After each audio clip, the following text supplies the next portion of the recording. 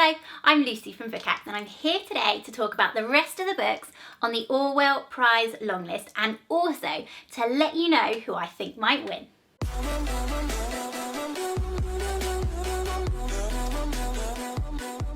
Hello, welcome back to our channel, where today I am wrapping up the rest of the books that I haven't yet had a chat about from the Orwell Prize longlist for fiction. There's 4 of them, and it's a little bit rushed. I'm a little bit squeezing them in at the end because I think the winner of the prize is going to be announced tomorrow, so Tuesday the 25th. I'm filming this on a Monday. Whether or not I get it out on a Monday, we shall see. But the website is a little bit vague. I think the winners will be out tomorrow. I had 4 books left to talk to you about, so I'm going to whiz through and let you know what I thought. The first one was House of Stone by Nobuo Rosa Tsushima. Now, this is one that did make the shortlist and one I was really looking forward to reading. It's set in Zimbabwe, at sort of the birth of Zimbabwe, when it's stopping being Rhodesia and turning into Zimbabwe, and it's pitched on the jacket as a book about a young man who goes missing at a government rally and sort of his family's quest to find out what happened to him. And I loved the sound of this book, the jacket blurb. Unfortunately though, however, I turned out really to not love the book. I think I'm in the minority, I should say, about this, because everything pretty much that I've read about it subsequently online was absolutely singing its praises. So if I have missed something and you're in love with this book, please do tell me what it is. My problem with it essentially was that we didn't really see any of the story about what happened to the boy.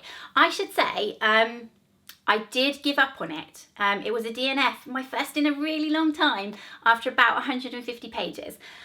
It did have strengths. The narrator is really brilliant, but the lack of sort of what I was expecting it to be just left me very disappointed.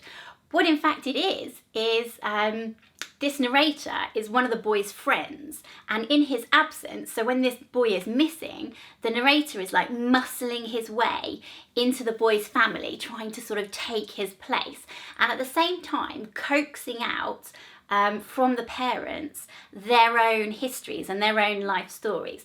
And actually, in the bit that I read, we saw nothing really of the search for the boy whatsoever.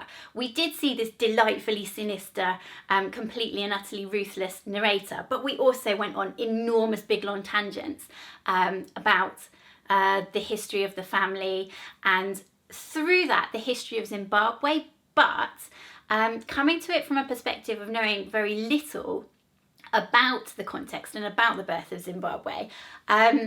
I was lost because we didn't go chronologically, and I just felt like I needed to know more about the context to understand what on earth was going on. So I should probably leave it there and not really dwell too much, because yeah, unfortunately it was just really not for me. And I'd love to know what I'm missing, or whether I was just in a really bad mood that day and it was wasted on me, but unfortunately not one for me. So what am I going to do with it? Oh, right, put it there. Next up, I read The Ice Migration by Jacqueline Crooks, which didn't make the shortlist. It was a long list book, didn't make it to the shortlist. But actually, I really quite enjoyed it. It follows the same family across the course of about 100 years, so the 20th century, roughly. They are a family of Indian/Jamaican descent, and they spread out across the globe. And it's basically short stories. I mean, really short stories. Sometimes, only a couple of pages that intertwine, and the characters sort of reappear here and there, or they're, referenced here and there. And it follows them through from India to Jamaica to London in the modern day. And actually, I really liked it because it was so short, and we went through so many people and so many times so quickly. I found it really page turning. I also really liked Jacqueline Crooks' turn of phrase. She has a really beautiful way of writing. I mean, there were sentences, I think, about an owl unscrewing the night with his eyes, which I loved, or a plane like crossing over the sun and looking like an insect embedded in amber. And I was just like, oh, I love the way that she brings out the language and the spirituality about all of the different stories as well, that sort of threads through and sort of links all their narratives. I really, really liked that. But you know, doesn't matter, it's not going to win, didn't make the shortlist, sorry. Next up, these two very well-known books, Ordinary People by Diana Evans and Milkman by Anna Burns. Now, unless you've been living under a rock, if you are a book fan, you've probably heard of these books already, because they've been everywhere, really, haven't they? They've been on every prize, the Booker, the Women's, the Orwell. This one won the Booker, and Scott read them and already reviewed them on these channels, so I'm not going to go into them in any depth, but I'll tell you what I thought. I'll try not to go through them in any depth. Milkman, loved it. Loved it. I mean, Scott did say that I would, and I'm kind of sad that I didn't read it when everyone else was reading it, so I could have joined in on the conversation. But yeah, it's a bit good, isn't it, really? I really liked it.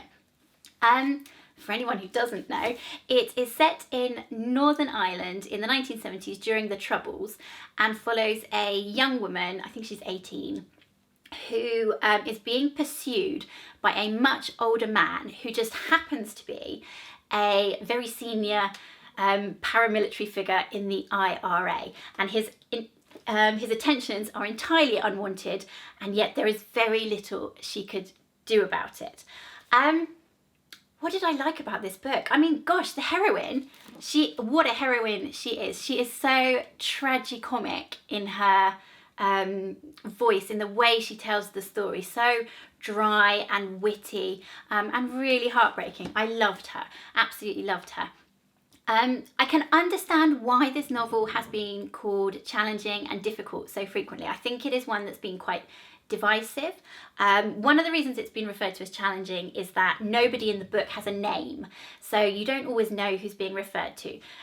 The heroine is middle sister, you know, she has interactions with first brother-in-law and third brother-in-law and maybe boyfriend and somebody McSomebody, and I actually really liked that. I know a lot of people haven't liked it, but for me it sort of gave this surreal feeling, but at the same time made it sort of about everybody. You know, it's a story that could have been transferred to many other people. It's sort of a common experience of life under the Troubles, and just that sort of really smothering, relentless, ruthless existence, and I absolutely loved it. I even didn't mind the other reason why it's been called challenging, which is that it's got such long paragraphs and sentences, you know, that just go on for pages and pages and pages. But actually I was so engrossed in what was happening and in the voice of the heroine, didn't mind at all. Now this one, Ordinary People, my expectations were low going into this, mostly because Scott thought it was a total and utter snore fest. He was bored stupid. But I actually really quite liked it.